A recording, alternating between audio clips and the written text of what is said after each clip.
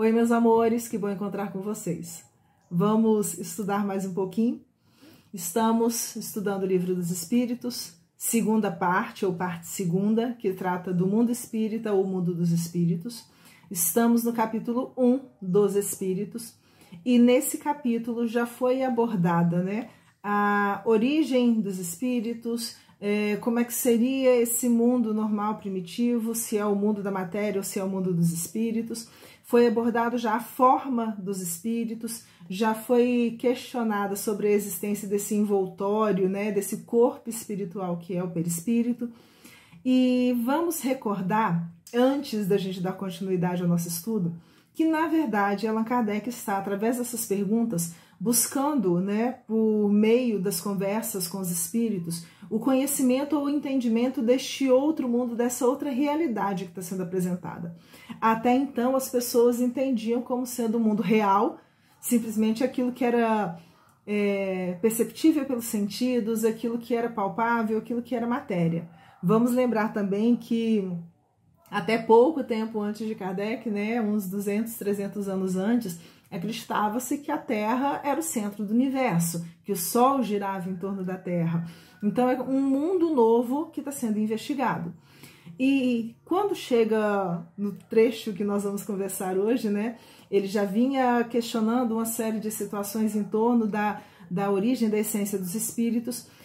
Ele vai começar a conversar, é o nosso assunto de hoje, sobre as diferentes ordens de espíritos. Allan Kardec já tinha entendido de onde mais ou menos que os espíritos tinham surgido, quais as características básicas, o que era o corpo, o que era a forma, e agora a ideia é, existem diferenças entre os espíritos? Ele já tinha percebido isso através das investigações dele, mas ele queria ter a informação clara, a resposta concreta. E aí, na pergunta 96, ele se dirige aos espíritos da seguinte forma: são iguais os espíritos ou há entre eles qualquer hierarquia? É interessante a pergunta, porque já se sabia, e isso vai voltar em outros momentos, a informação de que todos nós somos criados, da mesma forma, simples, ignorantes, e vamos passar por todo um processo de desenvolvimento. Os espíritos são iguais? Existem diferenças entre eles? A ideia que Kardec está querendo saber é essa, Existem diferenças? São iguais os espíritos? E mais, ou há entre eles qualquer hierarquia? Hierarquia tem a ver com uma ordem. Ordem tem a ver com uma sequência, com uma classificação e uma sequência, regra geral, na aquisição de alguns conhecimentos, na aquisição de algumas qualidades, existe uma colocação. E dentro desse contexto, os espíritos vão responder que os espíritos são de diferentes ordens. Eles vão explicar melhor o que é isso. São de diferentes ordens. O que vai definir cada uma dessas ordens? O que vai fazer, por exemplo, com que eu seja colocada numa determinada ordem, minha filha em outra ordem, fulano na outra e assim por diante. E aí eles colocam que é conforme o grau de perfeição que tenham alcançado. Eu gosto muito de trazer a imagem de escola porque fica mais fácil, para a gente construir esse entendimento. Vamos imaginar que essas ordens seriam como se fossem as diferentes séries que a gente tem que ir cursando dentro da escola até atingir o máximo de desenvolvimento daquele curso. Então, quando eles respondem que são de diferentes ordens, conforme o grau de perfeição que tenham alcançado, ele está chamando a atenção já para o fato de que é uma perfeição que vai sendo construída no sentido de eliminação, de imperfeições, de vícios, de defeitos, etc. Quase que a ideia de um burilamento, mas que é gradual. Dentro de cada uma dessas ordens eu atinjo um ponto máximo e aí eu passo para a ordem seguinte. A questão 97 traz a seguinte pergunta: as ordens ou graus de perfeição dos espíritos são em número determinado? Existe um número certo do tipo você tem que ir daqui para lá, daqui para lá, daqui para lá e pronto, e aí fecha dessa forma? E os espíritos respondem que são ilimitadas em número. E aí é interessante porque eles estão deixando bem claro que existe toda uma sequência de crescimento mas que é uma sequência que a gente não pode medir, na verdade. Porque até mesmo dentro de uma sala de aula, a gente tem um aluno que está começando a passar por aquele tipo de aprendizado, a gente tem um aluno que caminhou um pouquinho mais rápido e ele consegue, né, atuar como monitor dos seus colegas. Existem gradações, não existem, portanto, espaços fechados, caixinhas, estanques, onde a gente vai ficar preso dentro daquelas caixinhas. São ilimitadas em número, porque entre elas não há linhas de demarcação traçadas como barreiras, de sorte que as divisões podem ser multiplicadas ou restringidas livremente. Todavia, considerando-se os caracteres gerais dos espíritos, elas podem reduzir-se a 3 principais. Os espíritos, então, vão reduzir, né, a 3 categorias, a 3 ordens, para facilitar o entendimento. E dentro dessa busca da construção de uma ordem, né, que seja, vamos dizer assim, quase que didática para facilitar o nosso entendimento, eles vão classificar, é a continuação da resposta deles mesmos, eles vão classificar da seguinte forma. Na primeira ordem, colocar-se-ão os que atingiram a perfeição máxima, os puros espíritos. Então, esses que atingiram o máximo de desenvolvimento que é possível estão nessa categoria, né, nessa primeira ordem, que é a ordem dos espíritos puros. Formam a segunda os que chegaram ao meio da escala. O desejo do bem é o que neles predomina. Então, a gente tem os puros na primeira ordem, a gente tem na segunda ordem aqueles espíritos onde o desejo do bem já é superior, no sentido assim, está mais presente na maior parte do tempo. Não falou que é o tempo todo. Se fosse o tempo todo, já seria puro, né? Pertencerão à terceira os que ainda se acham na parte inferior da escala, os espíritos imperfeitos. A ignorância, o desejo do mal e todas as paixões más que lhes retardam o progresso. Eis o que os caracteriza.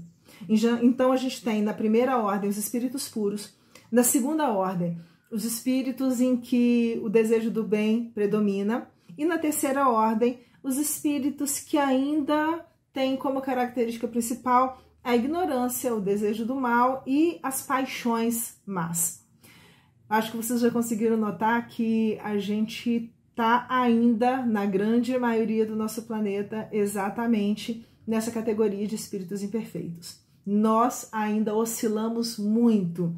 E exatamente por isso estamos caminhando dessa ordem, né, dessa classe dos espíritos imperfeitos e buscando entrar na categoria dos espíritos chamados espíritos bons, né, que são esses que já desejam o bem.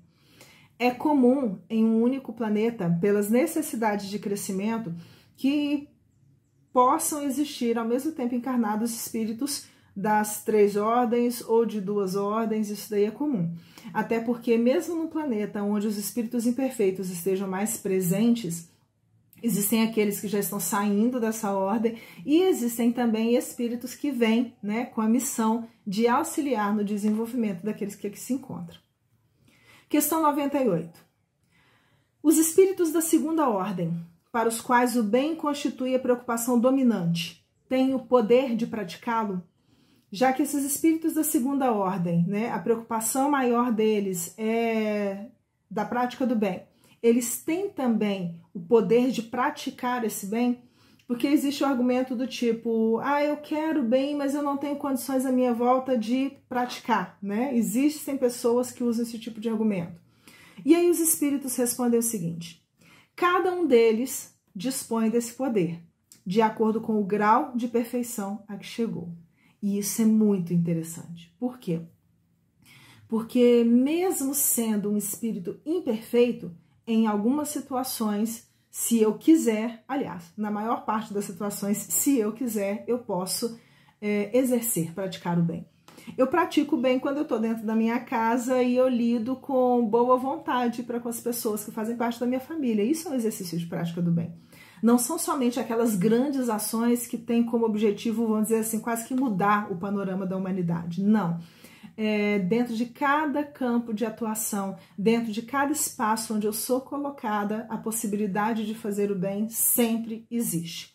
A questão é, eu já quero fazer esse bem? Por isso os espíritos vão colocar. Cada um deles dispõe desse poder de acordo com o grau de perfeição a que chegou.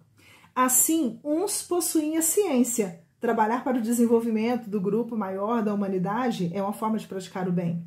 Outros a sabedoria. Desenvolver o intelecto, ajudar as pessoas também a evoluírem nesse sentido é uma prática do bem. E a bondade. Todos, porém, ainda têm que sofrer provas. O que isso significa?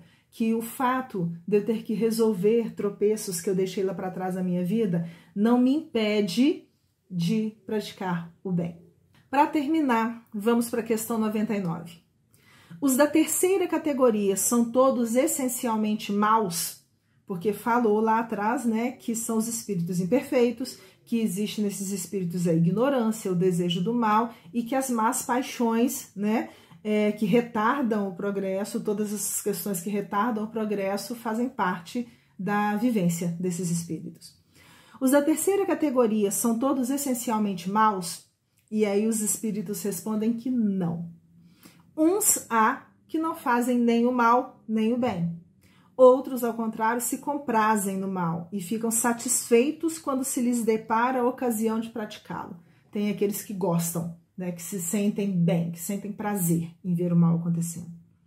Há também os levianos ou estouvados, aqueles que são os estressadinhos, os nervosinhos. Os levianos são aqueles que gostam, às vezes, de agir de forma equivocada, mas não são maus propriamente dito. Sabe aquela história do que gosta de ver o circo pegar fogo? Vamos dizer que seria mais ou menos dentro dessa classe. Esses, os levianos ou estouvados, são mais perturbadores do que malignos, que se comprazem antes na malícia do que na malvadez, e cujo prazer consiste em mistificar e causar pequenas contrariedades de que se riem. Traduzindo, também existem aqueles de nós que não somos maus propriamente ditos, não somos bons ainda, mas gostamos de ver a confusão se armando à volta. E aí a gente se aproveita das oportunidades para, ao invés de buscar a própria melhoria, buscar complicar um pouquinho mais ainda a situação. Nós vamos ficar por aqui. Vamos entrar na nossa próxima conversa numa sessão que se chama Escala Espírita. Vou pedir desculpa para vocês, mas em algumas questões daqui para frente, na escala espírita, na terceira ordem, quando chega depois um pouquinho mais para frente, né, na segunda ordem, na primeira ordem, existe a possibilidade de não lermos integralmente o texto, porque são textos, não são propriamente perguntas. São observações que foram colocadas com o intuito de facilitar o entendimento. Então, nós vamos apresentar o conteúdo do texto, tá? Mas sem ler na íntegra algumas das perguntas. Mas vamos fazer o esforço de apresentar tudo aquilo que é mais significativo, que é mais... Tudo é significativo, né? Mas apresentar um resumo. E deixamos o dever de casa para vocês olharem depois o livro, namorarem ele com carinho e estudarem com um pouco mais de afinco esses trechos. Um beijo grande para vocês, muito obrigada pela companhia e até a nossa próxima conversa.